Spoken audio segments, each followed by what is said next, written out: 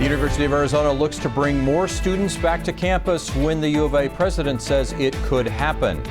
Thank you for joining us. I'm Pat Paris. And I'm Valerie Cavazos. We start with this U of A announcement. More students could soon be on campus for in-person classes. 9 on your side's Craig Smith reports the university president says he's planning on making that move because COVID stats are improving. Up to now, in-person classes were only the ones where it's just too hard to learn without a lot of hands-on instruction.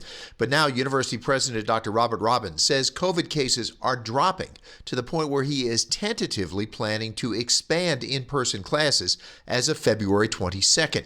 Classes would still have no more than 50 students and would have strict requirements for masks and social distancing.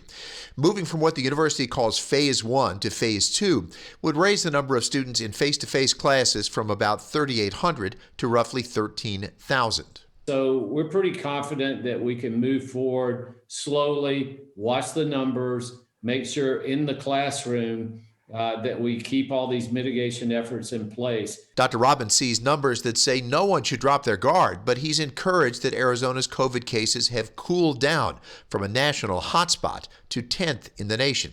Tests positive for COVID are dropping to the point where he will require students on campus to get tested once a week instead of the 2 per week schedule that had been required. The University News Conference also featured a vaccine expert who talked about some of the new virus strains and whether current vaccines will protect against them. Dr. Deepta Bhattacharya says vaccines do seem to be effective against the best-known variant, first identified in the UK, and vaccines should be able to keep the other strains from giving you a dangerous case of COVID.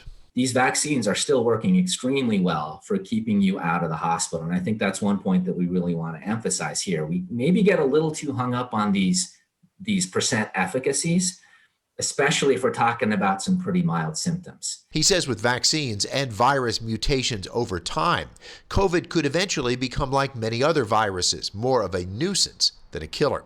Craig Smith, KGUN 9 on your side.